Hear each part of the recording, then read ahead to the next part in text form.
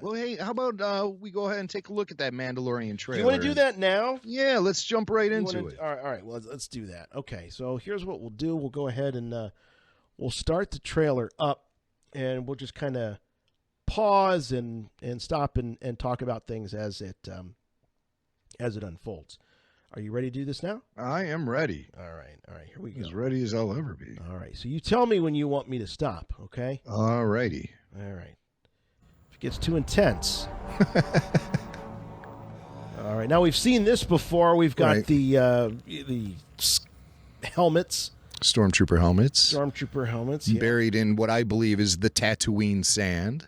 Uh-huh. There hasn't been any confirmation about what this planet is, right? No, but I mean, for God's sake, don't introduce another sand-covered planet and have it not be Tatooine. Now you're just really screwing with us if you do that. All right. But I think we've seen interiors of the Mos Eisley Cantina and other Tatooine tropes. Hold on, you know what? We're gonna have to stop this for just a quick second for our video viewers here. You know how I said it wasn't going to be a problem for me to unmute this? It was a problem. Oh, it was a problem. But anyway, we're going to go back. We'll go back to the top. So all we've seen so far are the Stormtrooper helmets, which we've seen before. Now, something we haven't seen before are the boots. These boots. Whose boots are they? Are these the Mandalorian's boots? Because I see like a long coat. Yeah, hanging down there. I don't think that's the Mandalorian. No, maybe it's going to be a long trailer if we stop. Maybe it's a Grief Karga or yeah. Let's see. All right. No, he is the Mandalorian. There he is. That's Mandalorian. Yep. You see the back of his helmet, and of course they're on these pikes.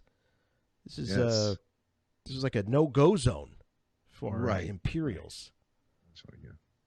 Much like the welcome you get when you go to Captain Kurt's compound in Apocalypse Now. Heads on sticks. All right, there's a couple blurgs. Yeah, these are the blurgs, and I'm assuming that we've got some Ugnaughts up there on the blurgs, maybe. Well, I believe that we'll be seeing Cara Dune on a blurg. Cara's on a blurg? Have we seen that before? I don't know if we've seen it before, but I've definitely heard that she's going to be on a blurg. Okay, all right. Now, we got Herzog doing some voiceover work, which you may or may not be hearing. He talks about the revolution, about how the galaxy is more peaceful since the revolution. And, Jim, when you think about what the galaxy has been through at this point, if you're someone in your 60s, you've seen it's kind of like that era between World War I and World War II, like two massive conflicts. And then leading into the Cold War, the galaxy has seen the Clone War. It's seen the Galactic Civil War, and then some people are seeing the rise of the First Order. So it's incredibly turbulent, and it's funny that the Herzog character is like, it's been more peaceful since the revolution, I think. Well, do keep in mind, he says specifically the world has been more peaceful. Not the galaxy. Not necessarily the galaxy. Mm-hmm. But he does say the world. Verld. V-E-R-L-D. The world. That's how you spell that. Yes. I'm told by all my millennial friends that Herzog is a big deal. Yes, and nobody knows why. Oh, this is great. So, Itchy Trigger Finger, he turns around here at the Mandalorian character, and, we got some Trandoshans. This is awesome. But I got to tell you, I kept hearing the original Star Trek theme song. Dun, dun, dun, dun, dun, dun, dun, dun, dun, dun, dun. Yeah, for sure. For sure. The classic fight music. Right. Dun, dun, dun, dun, dun. Dun, dun, dun, dun, dun, dun. Okay, but it is exciting to see the Trandoshans showing up, and here's now a lot of this is stuff we've already seen. We've seen the Carbonite, multiple Carbonite. What I love blocks. though is that we're using legitimate sound effects from The Empire Strikes Back, right? For this carbon freezing, some of those squeals and computer tones that you hear. It's just get them all perfect. stacked up there. Very consistent. Very consistent. Alrighty. God, if that doesn't feel like Star Wars, I don't know what the hell does. And you see, there's a ship, the Razor Crest. Oh, there's the carbonite slabs coming down. Slabs. Uh-huh. 3 of them there. And then he's got the 4th one. I see him. Okay, yeah. I see him floating there in front of the ship. Exactly. Yes. Very cool. So he has a whole gang frozen in carbonite.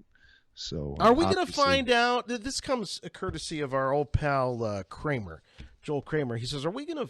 He believes that Dave loves to retcon things, Filoni, and he's like, are we going to find out that Ugnaught, which he has christened Ugnolt, because of Nick Nolte."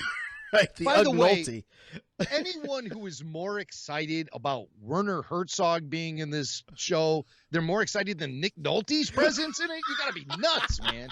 We got Nick Nolte in a Star Wars show. This is the real deal. Right, and he's a freaking Ugnaught. But he was asking Ugnolte. Well, that's what we'll call ourselves, the fans of Nick Nolte's character in this show. We are the Ugnolts. That's what we're going to call our fan if group. Dave is going to retcon this, that Ugnaught was on Cloud City and remembered that this was a crude but adequate form of now that prisoner transfer. Perfect connection to the OT. Yeah, and it would make sense. Clearly, you want to freeze someone and not kill them? I know how to do that. Yeah, I saw this once. Yeah. I learned how to do it on Han Solo. Dig it. All right, we got the carbonite slabs and some very McQuarrie-esque designs there. I didn't quite hear it definitely had the Tatooine flavor there. I mean, that doesn't look like Jakku or Jeddah. This is legitimately Tatooine. I hope it is. I won't be upset necessarily if it isn't, but I will be scratching my head going, why? Why? All right. And what kind of ship is that? Was that, it looked like a McQuarrie. Which one here? Okay, it's on the right. That looks like a McQuarrie snowspeeder. Oh, good eye there. It is, or it could be. Was Jimmy grabbing a reference guide here? Oh, no. Okay. Yeah, no. I thought you were going for the reference guide. I don't have any reference guides. My reference guide is in my head. But, that looks kind of like a McQuarrie snowspeeder there. Mm-hmm. They said you were coming. There he goes, entering in the cantina. Did you see the pink Rhodian? Yes. Here we go. There he is. Right there. Pink Rhodian. And, one of our criticisms about the new era of Star Wars has been the lack of bold colors with the aliens and why everything is so fleshy and Caucasian. When diversity matters, where's the green? Where's the green? Where's the green? Okay, true. Now here we got a blue guy coming up here. Look at this cat. Yeah, looking blue, but there's some boldness in that color. He reminds me of what's going on here. Oh, she's in armor. Check her out. A lot of people are very excited that they're finally putting a blonde in Star Wars. We haven't really seen one since Mark Hamill himself, but God, is that a thing? Please. That's the thing. Yeah, we got blondes back in Star Wars, and she's the thing I notice right when I'm looking at her. Crimson Trooper. The crimson armor that she's wearing reminds me of that Dark Horse comic, Star Wars Legacy, where you had those Imperial Knights. Yeah, I'm not saying that she's an Imperial Knight. It just reminded me of that look. I firmly believe Imperial Knights are not going to be appearing in this show, but it's a good look. Yeah, and we know that Dave loves to pull from the expanded universe. And there's going to be some of that. We have some highlights from a press conference that Filoni and Favreau did recently, and they talk a little bit about that. We'll get to that in a few minutes. All right. Now, we've seen a lot of this. In fact, those that were in attendance for the panel, Mandalorian panel at Star Wars Celebration in Chicago, saw this whole scene. Yeah. With Herzog and the Mandalorian. Right. Excellent. Look at this. I love these. I love these moves. Yeah. Very James Bond. Here we go, November 12th. Little girl reaching out. A lot of fast, quick. That ship that went by overhead looked like a Federation gunboat. This right here? Yeah, something you would see in Revenge of the Sith. Oh, wow. And they're... Man, I have no memory for these ships. I really don't. It's like I don't even see them. Yeah, you would know what it was. I mean, this is just a blur. It goes by so fast. Blurg. I also... okay, there we go. And if you look... Oh, we're going back to the people, well, the town folks. Okay, so there's the kid, and he's holding the kid. Yeah. And what's in the background? What can we see back there? This looks to me like a super battle droid. That's exactly right. That's a super battle droid, my friend. So seeing connections to the OT, seeing connections to the PT, I like what I'm seeing here. I really do. Bridging the whole saga together. And I'll tell you, as we've known for many years, no one does it like Dave Filoni. I wonder who that guy is holding the child. I thought at first that was Pedro Pascal, but I don't think so. But could we be looking at like a flashback origin? Yeah. I think this is that could be Pedro Pascal. This could be a flashback where we're seeing where he came from. Look at this. That's interesting. Is this a flashback to the Clone War? It could be. Wow. It could be, because I think the fate of Mandalore is going to be discussed in this show, and specifically the fate of the warriors from Jim, Mandalore. take a look at the garb. I mean, there was on Mandalore in the Clone Wars a consistency. There were some robes that the Mandalorian people were wearing. Could this be teal?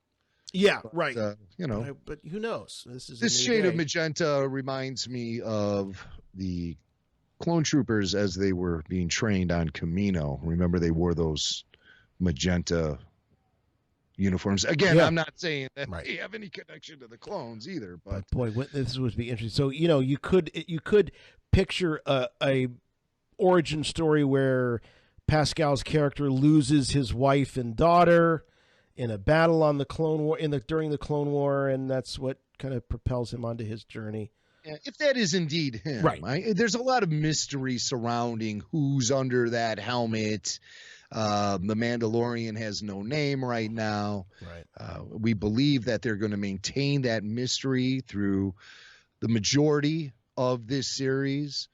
So to show him in the trailer before an episode even airs without his helmet on, even if it is a flashback scene, even if that is Pedro Pascal, I just don't see them revealing that in this trailer.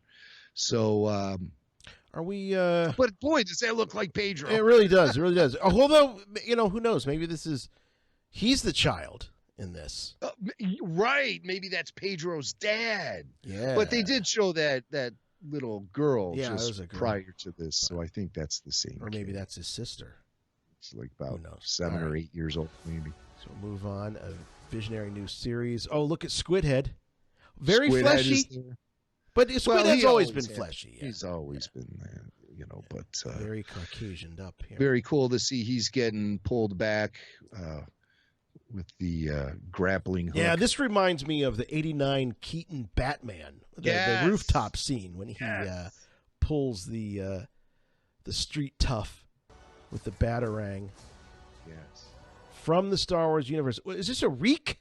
That's a reek. Yeah, I thought so. The Geonosian arena from episode 2. That reek was more reddish in color. Mm-hmm. This is more of a brown reek, and it looks like he actually might have some fur.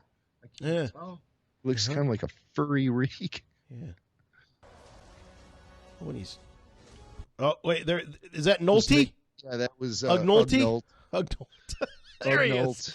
God, it looks like Nick. Well, Kramer and I, we were texting back and forth, and he said, boy, it's amazing that they were able to get that Ugnaught to look so much like Nick Nolte. And I said, well, I think it's the other way around. I think that Nick Nolte just happens to look very Ugnaughttish in the original in the face.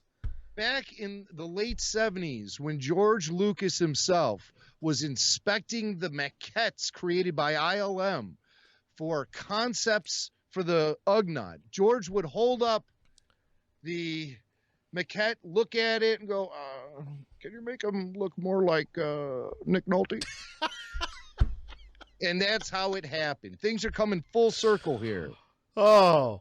To be gruff yet lovable. So we're Nick thinking Nolte. Nolte's doing the voice, right? Is that what we think? Or is Nolte, Yeah. is this some sort of mocap or something going on with the Nolte Well, face? guys, the way that they're developing this technology, you know. Who knows? But he's given the Mandalorian a little friendly pat on the shoulder here. Speeder bikes. More of the Razor Crest. Dog there we go. We got... who's he hanging with? Well, this is the part of the crew. You know, he's Okay, that's Grief Karga. Yep. And so those must be his goons. That one wearing the oversized helmet, that looks like a leftover from Rogue One. Really? I seem to recall seeing someone like that on the streets of Jeddah. And then the other two guys are kind of hard to really even make out. Yeah. But, yeah. Carl Weathers. There he is. There he is. I want you. Yeah. Is that a weak way to his? I guess it would be to his right, to our left. And the weak way almost looks like he's wearing some Mandalorian armor himself. Yeah. Look at that chest plate there. Yeah. And the shoulder pads. Mm-hmm. So. Oh, Cara Dune. I'm really excited for her. She looks cool. She looks legit. Like she could legit kick some real. Well, I mean, of course she can. She's in real life, she can. MMA fighter. Gina Carano. She is, MMA. And so she'll be great for a lot of the physical demands on her character and providing real legitimacy to that aspect, the physical aspect of her character. Yeah. Let's see. So here's okay. Now you're seeing them really teaming up there and clasping of hands. Yeah. And then here's IG-11. Well, I know a lot of people excited about IG-11 though. But this gentleman's name is escaping me. He's a baddie from. That's Giancarlo from Breaking Bad. Breaking Bad. That's right. Yeah. Gus Fring in Breaking Bad, and he was what a character in that show, Giancarlo Esposito. And as I look at his IMDb, he's only slated for one episode.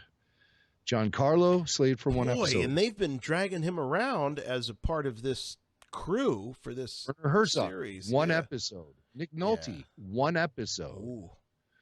Pedro Pascal, 8. And Gina Carano? Oh, okay.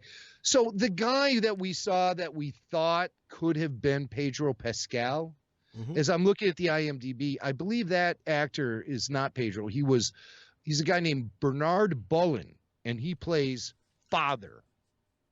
Oh, so that's it. So he's flashing back to himself as a child during the Clone War. That's what I think is pretty possible with that one shot. Wow. So on Mandalore.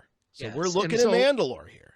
You know, and there's a lot of people who don't listen to the show all the way through. Like they'll listen to a little bit and they'll hear me say, "Oh, that's Pedro Pascal," and they'll already know that it's Bernard Bullen.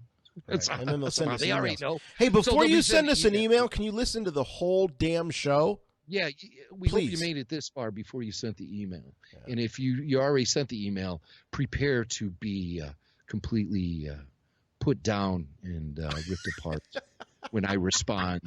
No, I would never do that. Well, I might. Bill Burr only slated for one episode. Oh, jeez, Bill Burr. Oh, God. Cara Dune slated for one episode. Well, see, that's bizarre, right? Yeah, that's really bizarre because they've been on the Dog and Pony Show circuit since Star Wars Celebration Chicago as being courted. How about Carl Weathers? How many episodes? One episode. Grief Karga. Really? Right, so maybe Taika Waititi, one episode. Yeah, I think we know he's directing more than one. right? Well, he's directing. Yeah, the final episode. He will be back as a director for that. Okay. Yeah, I can't believe that these characters, especially Cara Dune, who already has action figures coming. I find it hard to believe they're only going to be in one episode, but that's according to IMDb. Crowdsourced. Could be wrong. Well, I'd like you to or maybe just would maybe you like to meet my Black Series 6-inch action figure of what was that cat from episode 7 with the big hat? Big hat cat from episode 7. You're talking about the guy who's supposed to be law enforcement on Jakku. That's right. And never made it into the film. Never made it in the movie, but man, every action figure. What was his name? I'm blanking on his name. Why do you do this to me? Yeah, because I'm doing it to myself too. It'll come back to us. Yeah. All right. Everyone's yelling. Yeah, They're I know. all yelling. Yeah. Stop yelling. Who cares? That dumb Fuvio or some Zuvio. Captain Zuvio. Yeah. Stop yelling at the Fuvio. icon. I love the way that it starts to crystallize. All right, so here's Giancarlo, IG-11. Oh, check this out. Now look at this tender moment with a very attractive young woman as she is caressing the helmet. It's almost one of those moments, Jim, like, is it really you? I think this is the sister. I think this is the grown. No. This is the sister of the Mandalorian. So, yes, we saw earlier the little girl calling for mom and dad. That's the flashback on Mandalore, the Siege of Mandalore during the Clone War. And this is him coming back to that village and meeting that little girl. This is the sister. That's my prediction. This was the little girl, but now she's all grown up. On IMDb, Alexandra Manea is credited as the mother. Okay. I don't think this is the mom. Thinking this is sister. It's hard to tell, but I think that is the same actress. I don't know. I feel like yeah. I'm looking at pictures of her, so all right, hold on, fine. I'm having trouble finding exact. I'm scrubbing back. Yeah, that's her. I want to see the people running. Come on, people, run. Oh wait, here we go. All right, let's see.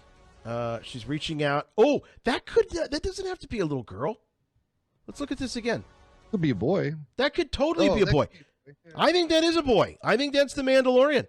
I think that is young Pedro. Mando. There he is, young Mando. He's right. Like, please take my hand. And there's mom. There's mom, and then there's dad. She looks older, though. I don't think it's the same actress. No, that's not the same actress. She's older. Okay. She's older. I think it's sister. It's little sister. Sister.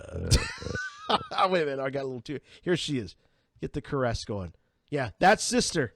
Okay. That's Mando sis. It looks like she's reaching to remove the helmet. It could be a fake out, right when she goes to remove it, here she bomb goes. Explodes and they have to run. Oh, she's getting ready to lift it off. Yeah, and that's going to be the moment when she goes, "It's really you, Boba." Boba. Boba. Who was the one guy from the expanded universe who used to impersonate Boba Fett and steal his jobs? Jodo Cast. Oh, remember that? I do remember that. Yeah. Jodo. It's really you, Jodo. Yeah. No, the timeline would be wrong for that to be Jodo. Right. Anyway, okay, so this is Sister. Here's Cara Dune opening up a can of some whoop ass with the blaster, and then here's this cat. I like Bill this. Burr. Is that Bill? Oh, jeez! Here I am. Look at my lasers. And I can't believe I'm doing this stupid nerd stuff. Sure. I don't even know what this is, but I love the shoulder laser. That's kind of a nice touch. That is cool. That's very Predator. Very Predator. The shoulder laser. And then here's the Mando. This is like some James Bond stuff, man. Like he's hanging off the TIE fighter. This is Giancarlo's TIE fighter, I think. Yes. This is repelling. Oh, look at that. That's fantastic. That is, I tell you. This is, that's the kind of stuff right there. That's the kind of stuff that Dave Filoni brings to the table, dude. Johnny. This is the kind of stuff where he's like, you know what people would love to see it blow their minds. Yeah. Let's have a Mandalorian on top of a TIE fighter, right through the dash right there. Yeah, that's so cool. And then Can't shake him. He's on the ship, and there he is, aiming with that holiday special rifle of his. Which, by the way, is the coolest thing from the holiday special. Is that rifle? I love the design of that thing. It's the only cool thing from the holiday special. A lot of people want to say that Boba Fett cartoon is good. It sucks. Yeah, let's face it. It just got Boba Fett in it. But based on the rest of the holiday special, it's genius. when you contrast the two like that. I remember our old pal Steve Sansweet said, the biggest crime of the holiday special is not that it's bad, it's just boring. I'm like, no, it's pretty bad. It's real bad and boring. The fact that it's boring makes it bad. Right. But then just about anything on the screen is pretty cringy. Yeah. All right. So there we go. He's pointing there at it is. Mandalorian.